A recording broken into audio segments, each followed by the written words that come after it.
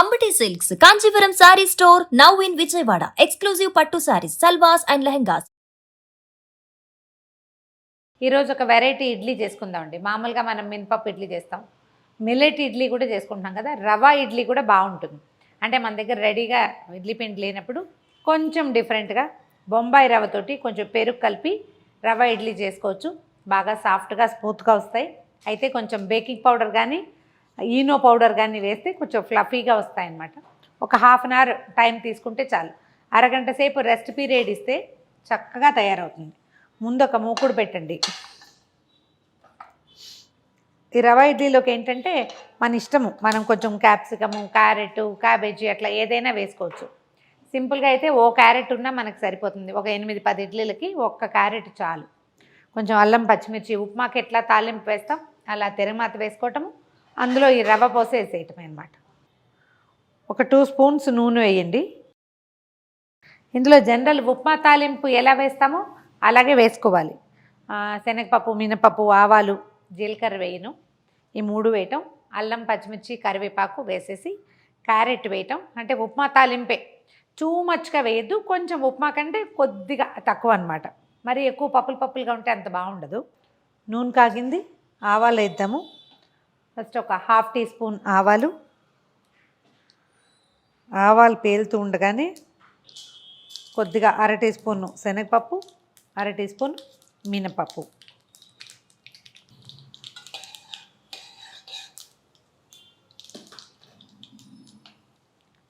తాలింపు గింజలు వేగగానే కొంచెం అల్లం చిన్న ముక్కలు చేసి, తర్వాత ఒక పచ్చిమిరపకాయ చిన్న ముక్కలు. ఇవి అల్లం పచ్చిమిర్చి ఎక్కువ అవుతాయని భయపడకండి, ఇవి పెరుగులో నానిపోతాయి కాబట్టి కారం ఉండదు, బాగుంటుంది టేస్ట్. తర్వాత కొంచెం సన్నగా కట్ చేసిన కరివేపాకు, దీంతోపాటు ఒక చిటికెడు పసుపు. ఈ పసుపు వేస్తే ఏమవుతుందంటే ఇడ్లీ తెల్లగా కాకుండా చిన్న ఎలోయిష్గా వచ్చి అందంగా ఉంటుంది. పోపు వేగిపోయింది కదా, దీంట్లో ఏం చేద్దామంటే ఒక పెద్ద క్యారెట్లో సగం క్యారెట్ కూరేను అవి వేసేద్దాం. క్యారెట్ వేగిపోయాక ఇందులో 1 కప్పు బొంబాయి రవ్వ వేస్తున్నాను. మనం ఉప్మా రవ్వ అంటాం కదా, అదే.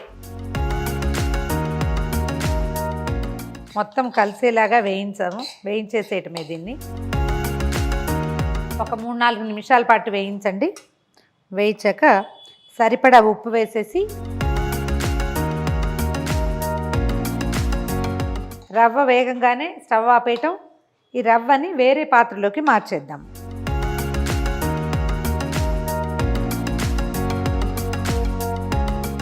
రవ్వ కొంచెం చల్లారాక ఒక 1/4 కప్పు పెరుగు వేసి కలిపేద్దాం. ఇందులో మరి కాసిన నీళ్ళు కూడా పోయచ్చు. మనం ఏ కప్పుతో ఏ గ్లాస్ కొలతతోటి రవ్వ తీసుకుంటామో అందులో ఒక 1/4 కప్పు. ఇది ఫ్రెష్ పెరుగైనా పర్వాలేదండి, కొంచెం పులిసిన పెరుగైతే, ఒక రోజు వెయిట్ చేసిన పెరుగైతే ఇంకా బాగుంటుంది. దీంట్లో ఒక 1/2 స్పూను ఈనో ఫ్రూట్ సాల్ట్ కలపండి. ఒకవేళ ఫ్రూట్ సాల్ట్ లేకపోతే మన దగ్గర బేకింగ్ పౌడర్ ఉంటుంది కదా, అదైనా కలుపుకోవచ్చు.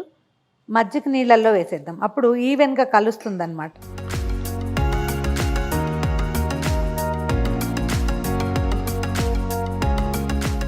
యాక్టివేట్ అవుతుంది ఇలా కనుక వేస్తే. మరి కాసిన నీళ్ళు, అంటే పెరుగు పల్చటి పెరుగైనా పర్వాలేదు, లేదా మధ్య పెరుగు చిక్కగా ఉంటే కొన్ని నీళ్ళు పోసి దీన్ని అవసరమైనంత పల్చని చేసేసుకుందాం.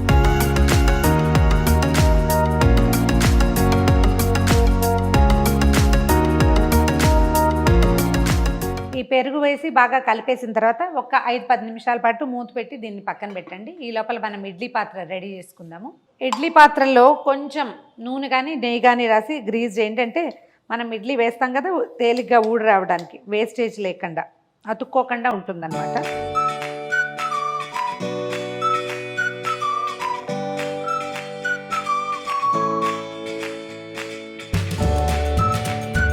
సాల్ట్ సరి చూసుకుందాము, ఉప్పు సరిపోయిందో లేదో చూసుకుని వేసుకోండి. ఈ పలచదనం సరిపోతుంది. అంటే దోశ అంత ఇదిగా కాకుండా ఇడ్లీ పిండిలాగా ఉంటే చాలు అనమాట. దీంట్లో ఏం చేద్దామంటే ప్లేట్లో ఒక జీడిపప్పు, ఇది మనం ఈ జీడిపప్పులు తాలింపులో కూడా వేసుకోవచ్చండి, మన చాయిస్, అలా కూడా వేసుకోవచ్చు. కొంచెం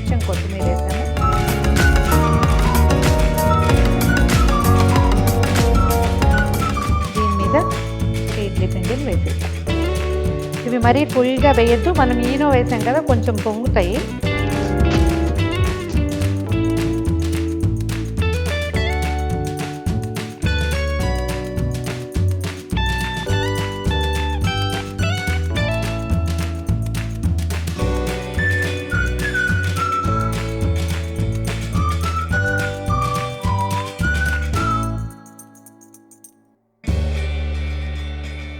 ఇడ్లీ పాత్రలు మామూలు జనరల్ ఇడ్లీకి పెట్టినట్టుగా నీళ్ళు పోసి పెట్టేయండి. దీని మీద ఇవి పెట్టుకుందాం.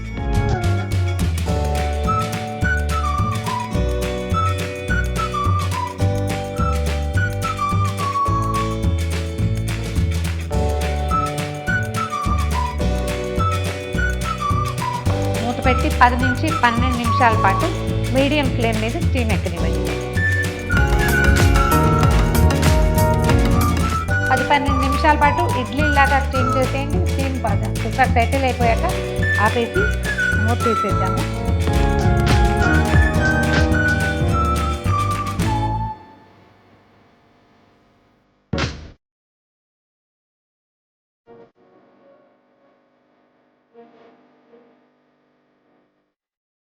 కొంచెం టైం ఇస్తే ఇది చక్కగా సెటిల్ అయిపోయి వచ్చేస్తాయి అన్నమాట.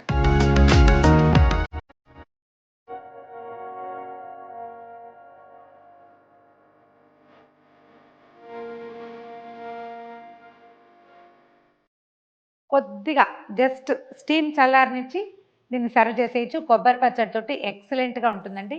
ట్రై చేసి చూడండి. చిన్న చిన్న మార్పులు ఏంటంటే మనం క్యారెట్ పెంచుకోవచ్చు, ఎక్కువ క్యారెట్ వేసుకోవచ్చు, కొంచెం బీన్స్ లాంటివి యాడ్ చేయొచ్చు, గ్రీన్ పీస్ కూడా యాడ్ చేసుకోవచ్చు.